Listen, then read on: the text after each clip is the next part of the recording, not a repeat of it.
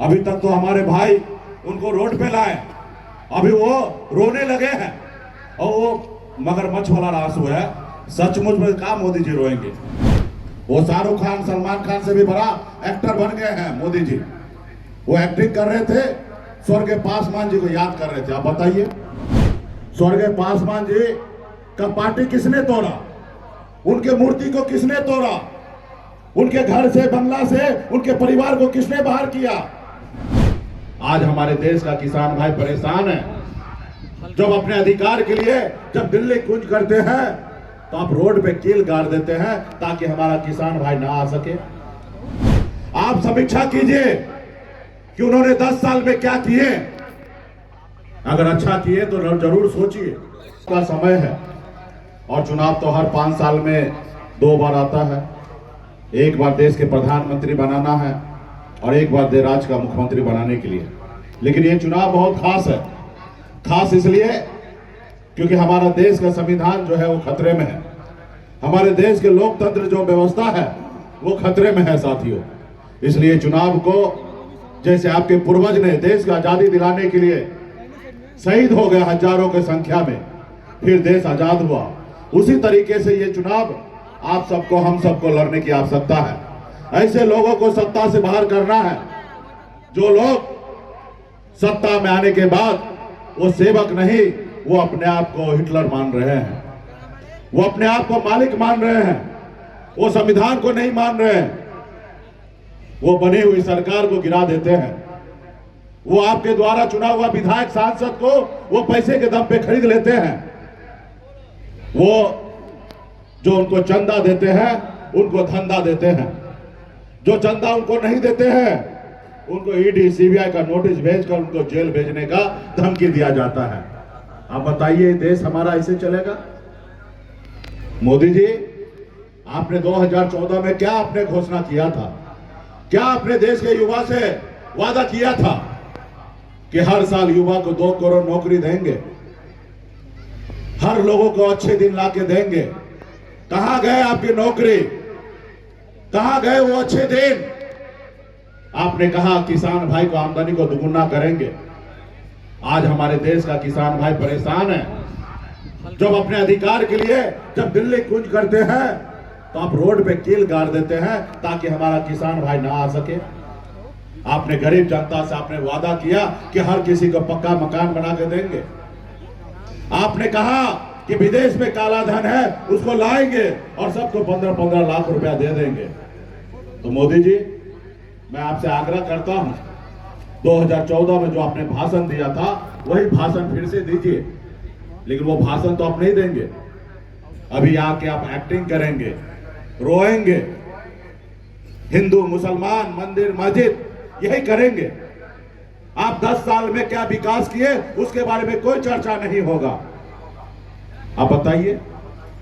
इसलिए साथियों, बाबा साहब भीमराव अंबेडकर ने हम नेता के लिए सिर्फ 5 साल का समय रखा, इसलिए कि नेता जो आपसे वादा करे अगर वो नेता पूरा ना करे तो जनता मालिक है और 5 साल में बदल देना चाहिए। लेकिन आपने तो उनको 5 साल नहीं 10 साल का समय दे दिया है। आप समीक्षा कीजिए कि उन्होंने 10 साल में क्या किए। अगर अच्छा किए तो जरूर सोचिए, अगर अच्छा नहीं किए तो आप, जनता जो है मालिक है और आप सोचिए ये देश आपका है और जो लोग आपसे झूठ बोल रहा है उसको सत्ता से उतारिए। आप बताइए, देश के प्रधानमंत्री जो देश के माई बाप है वो हमारे देश के लोगों से झूठ बोल रहे हैं। तो इसलिए साथियों, आपको लड़ाई लड़ना पड़ेगा, एक एक गांव में जाना पड़ेगा, एक एक बूथ पर जाके खड़ा होना पड़ेगा। ये लड़ाई कोई एक व्यक्ति का नहीं है, ये लड़ाई जो है ये विचार की लड़ाई है, ये संपूर्ण भारत का आजादी की लड़ाई है। तो इसलिए साथियों, आप लोग, हम लोग आपस में ना बटे।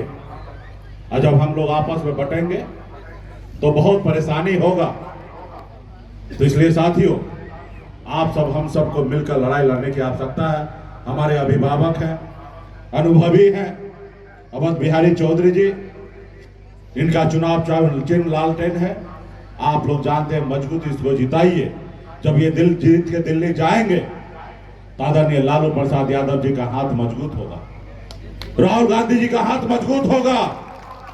और जब हाथ मजबूत होगा तो हमारे पसंद के सरकार दिल्ली में बनेगा। और जब दिल्ली में सरकार बनेगा तो लालू जी का विचारधारा क्या है? गरीब नौजवान को नौकरी। तो इसलिए साथियों, रोजगार, जमीन पे बैठने वाले को कुर्सी पे बैठाना, ये हमारी विचारधारा है। हम लोग आपस में भाईचारा भर के एक दूसरे को गले लगकर एक साथ रहने का विचारधारा है, तो ये मजबूत होगा।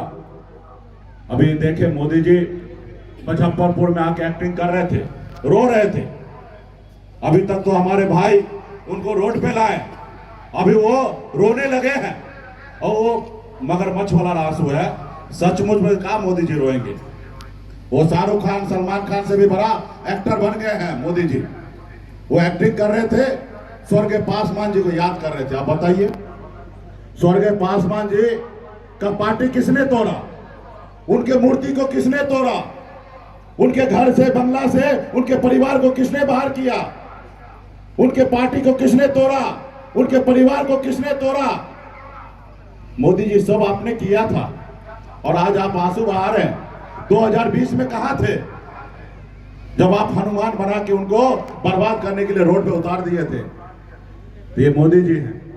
इसलिए साथियों, हम सभी को बचने की आवश्यकता है, और इसलिए आप सभी से आग्रह है कि मजबूती से हमारे इंडिया गठबंधन के साथ रहिए और मजबूती से जिताने का काम कीजिए। एक एक बूथ पर जाइए और मजबूती से अपना फर्ज निभाइए। आज हम अपने आने वाला पीढ़ी के लिए लड़ाई लड़ रहे हैं। आज हजारों समस्या को झेल रहे हैं, तकलीफ को झेल रहे हैं, लेकिन हमें खुशी है कि हम ऐसे तानाशाह से लड़ाई लड़ रहे हैं जो अपने आप को हिटलर है। वो नहीं चाहता है कि गरीब का बेटा सर उठा के जिए, वो चाहता है कि गरीब का बेटा सर ऊंचा करे, उसको कुचल दो। इसलिए साथियों, हम लोग डरने वाले नहीं हैं, अब मजबूती से लड़ाई लड़ेंगे और ऐसे तानाशाह के खिलाफ में जो देश को बर्बाद करने में लगा हुआ है। बहुत बहुत धन्यवाद आप सभी को।